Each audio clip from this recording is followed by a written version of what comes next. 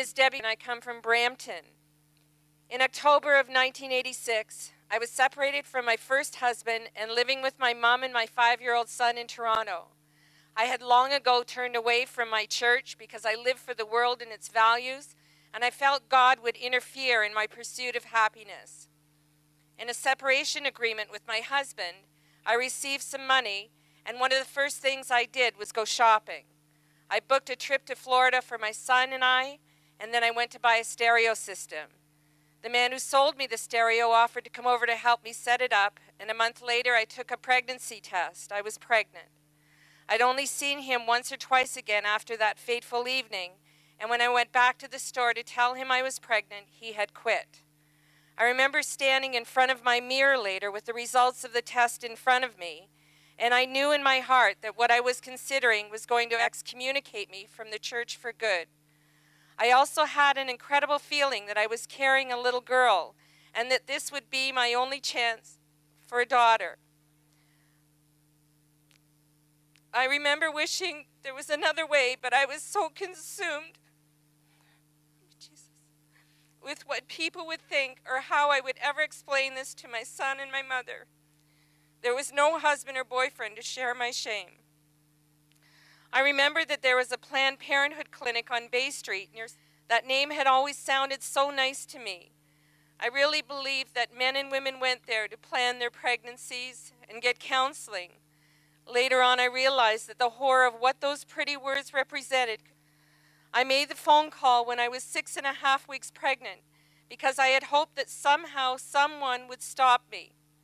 I remember being desperate but not having anyone to share it with. When I called this clinic, they were so warm and compassionate on the phone. I also was made to feel that it was perfectly okay and understandable. That's how much the truth is distorted. They are still there on Bay Street offering government-funded abortions. I lied about the circumstances of my pregnancy, and I remember the doctor telling me that I should get this done as quickly as possible because time was marching on. The truth was my baby's heart was already beating. A week later, I went to the doctor's office where she inserted something into me to stretch my cervix. I remember the cramping was excruciating. The next day, I was scheduled to have the abortion. I was put on a table in an operating room, and I remember it being the coldest room I have ever been in my life. No one talked to me or asked me if I was sure that this is what I wanted to do. It was just another procedure. Up until that moment, I had listened to them refer to my child as the fetus. And before they injected me to knock me out, I faced the reality I had been afraid of and asked the doctor what the baby looked like now. She told me it was only a blob of cells. It would not be recognizable as human. I felt that she was disgusted with me. Then I felt ringing in my ears. The angels cried, and I fell asleep. I woke up in a hallway and an intern was taking my blood pressure. I was horrified and started crying, "Where's my baby? I want my baby." The intern told me to be quiet because I was upsetting everyone else in the recovery room, so I remained silent for the next 19 years. I fell into a deep self-loathing and disrespect of self. I started drinking very, very heavily, and that led to promiscuity and an obsession with becoming pregnant again.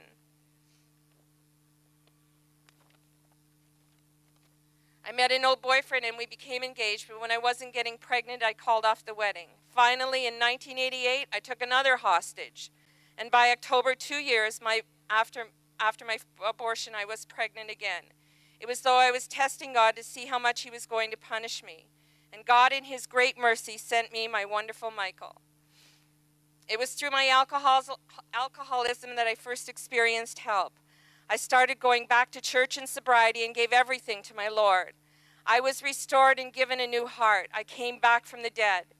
I had a strong Catholic sponsor who suggested that to make amends for my abortion, I should stand with others in the life chain, which I did. That was in '94. And I made my first trip to Ottawa for the March for Life in 2000.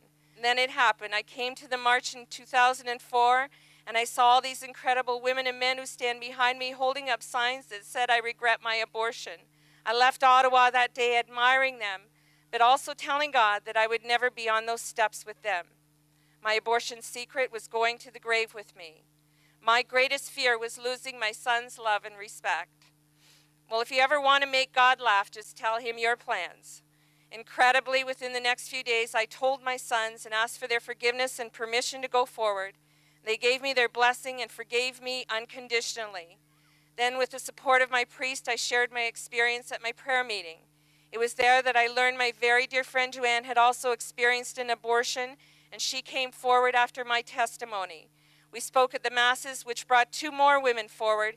And if you are here trying to make amends for your abortion or because you counseled someone to have an abortion, you need to know that God's love and mercy is here. It's right here today.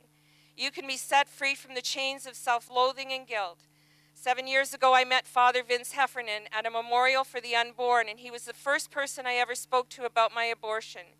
He suggested that I name my child, and she is Noelle Marie. After I have said good morning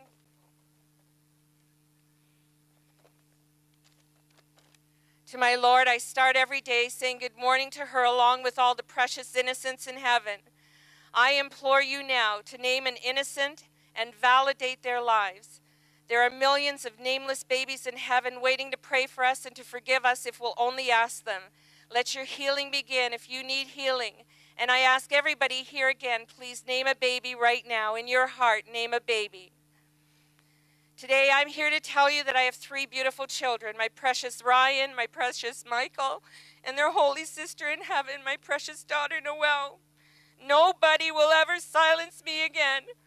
For the sake of our holy innocence, I will be silent no more.